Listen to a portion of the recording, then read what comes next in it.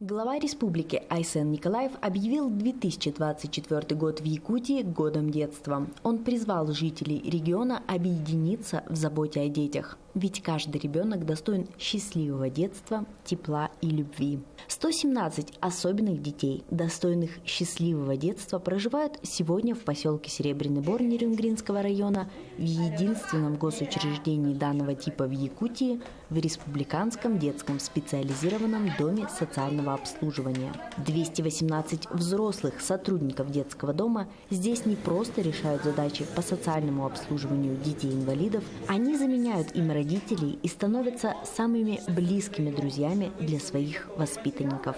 Глава этой большой семьи Оксана Гнилевская в должности директора детского дома находится больше года. Сфера, наверное, сама выбрала меня. Сфера выбрала меня.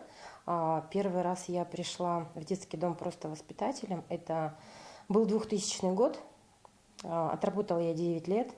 После пути сложились так дороги, что я работала старшим воспитателем в Томутском психоневрологическом интернате.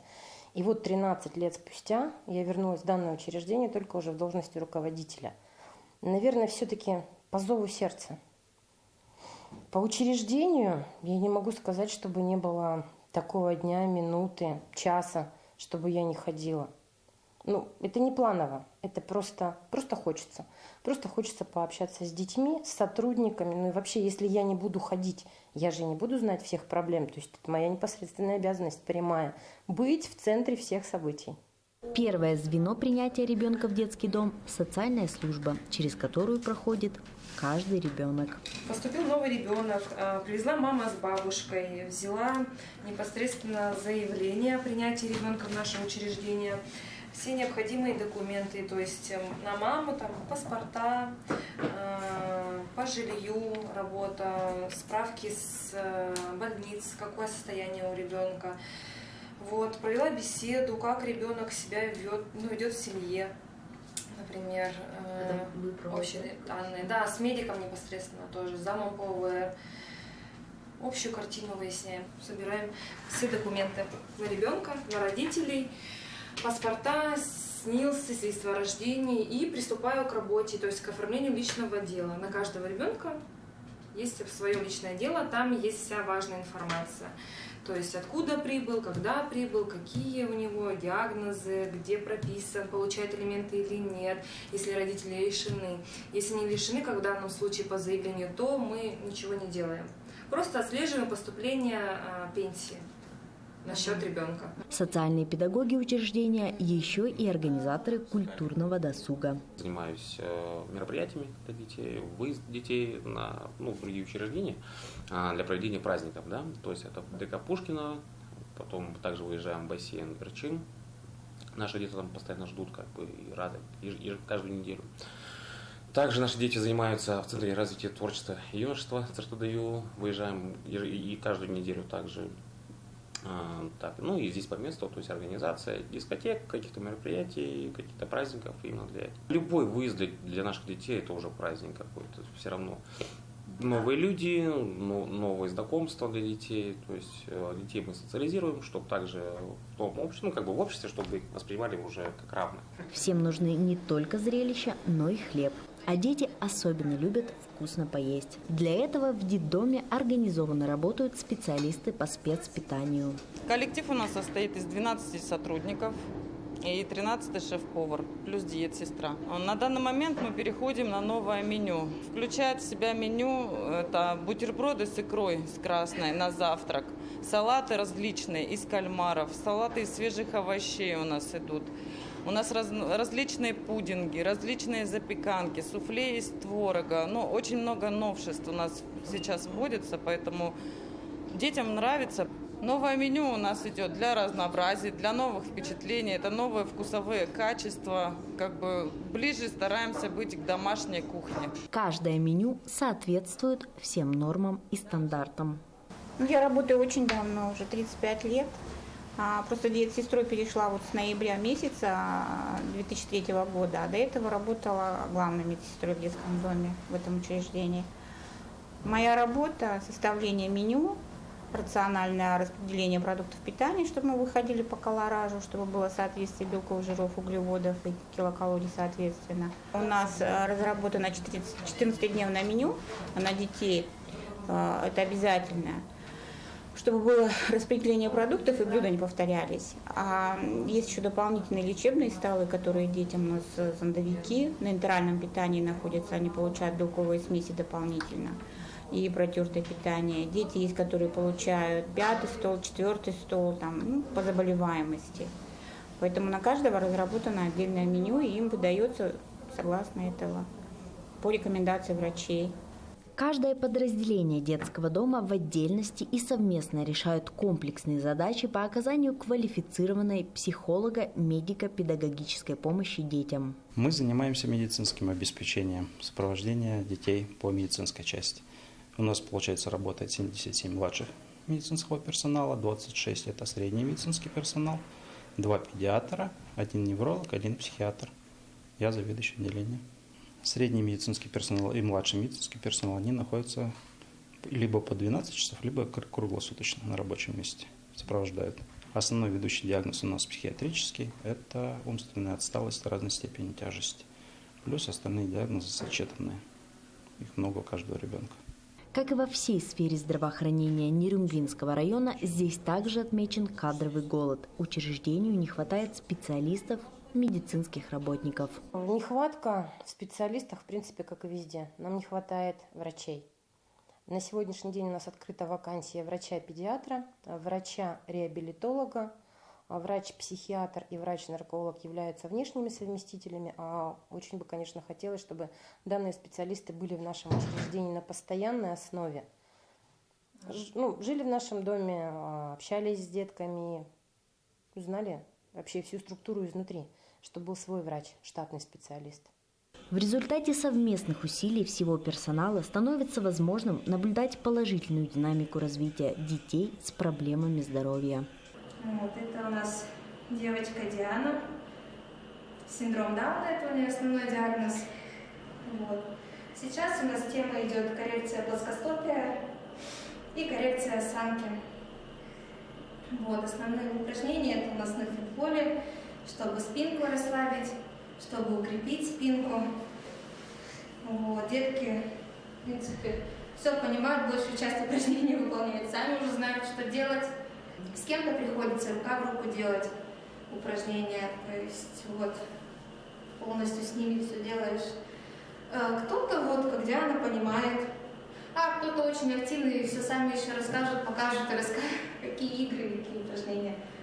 В учреждении есть отделение милосердия. Здесь проходит медико-социальная реабилитация детей-инвалидов, находящихся на постельном режиме. Дильнара Бельгажоева посвятила отделению милосердия всю себя и работает здесь уже почти 30 лет. Здесь я работаю со дня переезда детей, уже 27-й год. Здесь находится 13 детей, один сегодня госпитализирован на операцию. На этой половине лежат у нас дети-зондовики и со стомой, с гастростомой. Они здесь находятся круглосуточно, дежурит медсестра круглосуточно, и 2 младших медсестер тоже работают круглосуточно, посменно, день, кто в ночь, и 2 выходных у них. Дети питаются здесь, 6-разовое питание получают, приходят с ними, занимаются дефектологи, воспитатели занимаются. Так день проходит у нас. Время от времени перекладываем их в манеж, то бишь, чтобы местоположение менять. А так у нас рабочий день проходит. Баня проводится 1 раз в неделю. Утром, вечером туалет проводится. Лечение получают по назначению врача. И кормимся. Первые дни было тяжело, то, что мы детей не знали, переехали сотрудники оттуда еще, ознакомливались с детьми, то, что знаем, не знаем, и что. А сейчас, как мама, уже знаем этих детей, у кого на что, характер какой, что они хотят, что этого требуют. Мы уже их понимаем с полуслов, как бы можно сказать. Детский дом открывает двери для всех неравнодушных людей, которые хотят помочь детям и просто пообщаться с ними. Самое, наверное, главное и важное – то, что мы объединились в команду, которая преследует и выполняет одни и те же цели и задачи.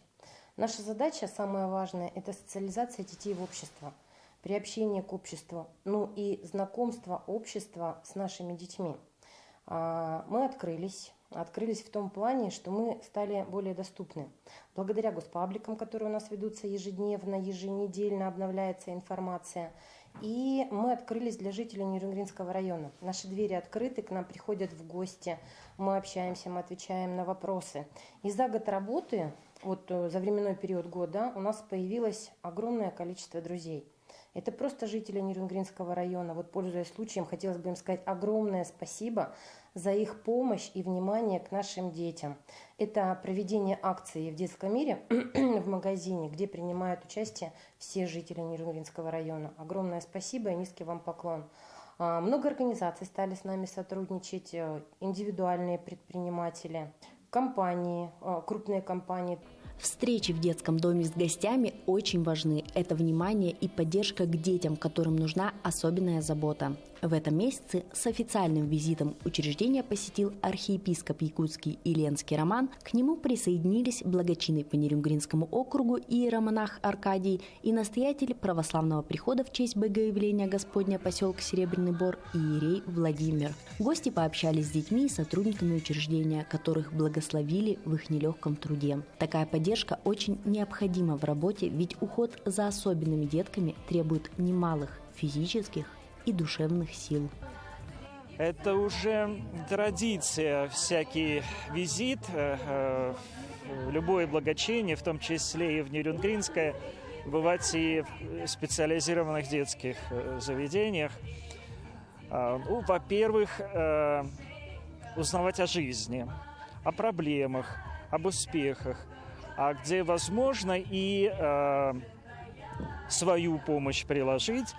Мы не состоятельное учреждение, но все же есть несколько учреждений специальных детских, которых мы окормляем, которым мы помогаем. Ну а вообще, если говорить о духовной поддержке, то она особо здесь нужна и детям, и, безусловно, этим героическим воспитательницам, которые с большим сердцем, с большой любовью женской, материнской относятся к этим крошкам.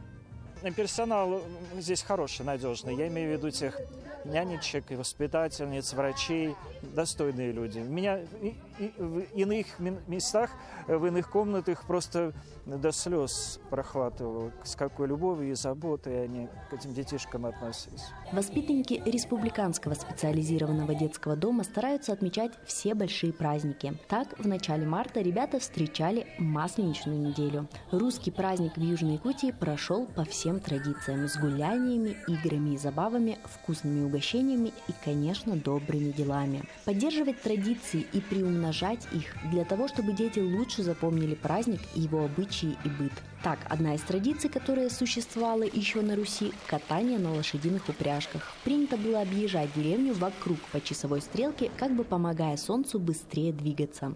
Такое развлечение детям было организовано с помощью фермерского хозяйства семьи Егоровых из села Большое Хатыни. Специально сценарий написан не был, заранее мы не обговаривали проведение данного мероприятия. Все просто получилось спонтанно. Сначала позвонил нам отец Аркадий, сказал, что архиепископ Владыка приедет в гости в наше учреждение. Потом позвонила семья Егоровых, предложила покатать наших детей на лошади и на карете, на поняшке. Соответственно, праздничное настроение послужило получение таких предложений. А как без праздничного настроения? Мы устроили такое гуляние, поднимаем настроение себе и детям. Ребята с удовольствием надевали костюмы и использовали праздничные атрибуты для фотографий, угощались вкусными и ароматными блинами. Благодаря Масленичной неделе ребята познакомились с традициями русского народа и зарядились отличным настроением. У русского народа широкая душа. Кроме развлекательной и образовательной программ, здесь ведется большая работа по введению в реабилитацию детей всех возможных новых проверенных технологий. Так в детский дом был приглашен изобретатель Юхан Гросс, который установил уникальные тренажеры для детей-инвалидов. В апреле 2023 года наша директор была на форуме на съезде директоров в Санкт-Петербурге. И там в рамках просвещения, обмена опытом, организации работы учреждения она увидела вот этот замечательный тренажер. Ну, спросила, что это такое, для чего он нужен, там вкратце объяснили. Она подумала, что нам точно нужен такой тренажер обязательно. Ну, посредством торгов, аукциона мы вот выиграли, точнее, они выиграли, Юхан Гросс, и привез нам 3 тренажера вместе со своим сыном Артуром. Они устанавливали в течение первого дня. Артур устанавливал, а Юхан Артурович, он в это время проводил у нас, получается, лекцию в актовом зале. Он сначала рассказал о себе, о том, как он видит, как должен этот тренажер использоваться, применяться, для чего, когда, по каким показаниям. Объяснял принципы работы тренажера, показывал видеосюжеты, то есть как он занимается с детьми много лет уже. Рассказывал, как этот тренажер применять, и потом, получается, после теоретической части мы пошли на практику. Практика была очень интересной. Тренажер уже был готов, установлен, и этот тренажер он сначала использовал самостоятельно на ребенке, и, получается, мы должны были научиться в процессе. На самом деле кажется, что конструкция такая незамысловатая, но очень сложно усадить туда ребенка, очень трудно вот эти все крепления перецеплять, там много резинок разной жесткости. Ну, очень такая работа как бы на реабилитацию направлена. Не каждый смог бы. Нужно быть еще физически подготовленным, вот, и не причинить вред ребенку, не сделать, не дай бог, больно. Получается, что наши специалисты на второй день закрепляли данные знания, он делал замечания, и потом уже получили они сертификаты. В учреждении установлено 3 тренажера на группах с маломобильными детьми. Это новая технология двигательной реабилитации детей с тяжелым диагнозом детский церебральный паралич. Я не думаю, что есть сложности, но и легко я не сказала, что заниматься с детками. Детки у нас особенные, и деткам очень нравится заниматься, так как они в этом тренажере видят другой мир. Уникальность тренажера состоит в том, что он обеспечивает вертикальное положение тела при реабилитации больного даже с тяжелыми нарушениями функции опорно-двигательного аппарата при любой физической активности. На тренажере занимаются детишки по рекомендации врачей, совместно со специалистами АФК, ЛФК, совместно с массажистами. Опыт показывает, что в 90% случаев после применения данной методики появляются самостоятельные движения, ранее не наблюдавшиеся у ребенка. В половине случаев активируется развитие эмоционального и речевого общения. Сейчас мы берем в день по 2, по 3 человека, получается, и занимаемся. Ну, мы начинаем с разминочки. У нас где-то полчаса идет разминочка. Потом мы полчаса занимаемся. У нас есть комплекс упражнений, и мы начинаем по этому комплексу с детьми заниматься. Кроме реабилитации, дети здесь просто живут. Это их дом. И для их интересного и безопасного досуга день и ночь работают воспитатели. Готов? Раз, два, 3. Давай, опа! Отбивай! Молодец, гол гордый. Здесь в 4-й группе живут самые маленькие детки, при взгляде на которых нельзя не умилиться. У меня вообще любовь к детям с детства. Я сама росла в приемной семье, как говорится. У меня с детства я люблю эту профессию, выбирала эту профессию именно воспитателя. Отучилась конкретно на таких детей с отклонениями в развитии. И поэтому пришла работать. Люблю ребятишек, люблю свою профессию. Да. У нас 8 человек в группе. От 4 до 10 лет. Воспитателям помогает младший медперсонал, среди которых отзывчивые и ответственные сотрудники. Уход за детьми, уборка, покормить деток, ну и так далее. Но уже за такой срок привыкла, уже они как родные. 18 ребят из детдома посещают школу в поселке. 3 детей ходят в детский сад.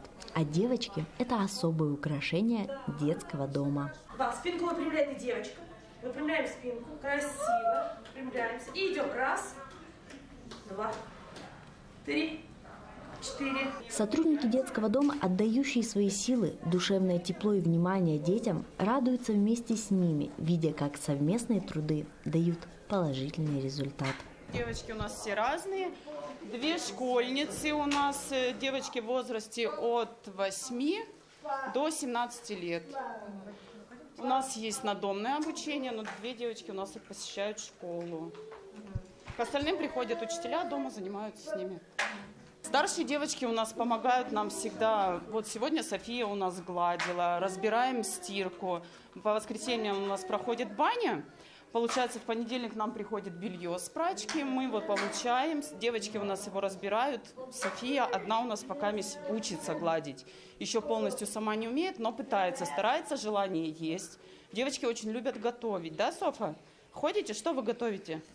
Мы готовим оливье делали, да? Оливье делали, пиццу. Красиво, стой. Пиццу делали. Пиццу, горячие бутерброды, да, любите горячие делать? Бутерброды делали. А недавно вы кушали макароны по-флотски, вы делали? Да. Макароны по-флотски делали. Готовить девочки у нас очень любят, да, разнообразные салаты. Это мы умеем, будущие хозяйки. Да, Сав? Да. Ну, а так, конечно же, мы занимаемся из-за деятельности, тоже мы это делаем, но не так охотно, как готовим. Я еще могу отжимать. Физическая активность, да. Мы устраиваем субботу-воскресенье, мы проводим для девчонок досуговые мероприятия. То есть у нас вот напротив здесь АФК, так как у нас группа не очень как бы большая, мы проходим вот в группу АФК совместно с 13-й группой, мы берем там еще девчонок и вместе проводим занятия. Мальчишки, живущие здесь, очень подвижны, эмоциональны и каждый со своим характером, что требует немало терпения и особого подхода от взрослых. У нас 11 человек в группе, самому младшему 11 лет и самому старшему 22 года. Мальчики у нас взрослые, более подвижные, ходят, часто гуляем, ходим на горки, в зимнее время. В летнее время также ходим в походы, на прогулочки по Сербору, допустим, на горки, в магазин, разумеется, с детьми. В группе у нас занятий, конечно, много. Мы и рисуем, и поделки делаем различные. Многие дети пазлы, конструкторы собирают. И они не любят конструкторы собирать повторно, поэтому мы стараемся все новые и новые конструкторы, пазлы приобретать для них. У каждого ребенка свои увлечения. Так 14-летний Арылхан очень любит компьютерные игры. Тут графика очень классная для моих первых глаз, когда я в детстве в нее играл. И в детстве не умел в эту игру играть. Потому что у меня в детстве он был очень слабый компьютер, который мы вскоре продали. У детей воспитывается привычка трудиться, заботиться о себе и окружающих, быть полезным в обществе. В детском доме сегодня поселилась радость и надежда на светлое будущее, которое заслуживает каждый ребенок.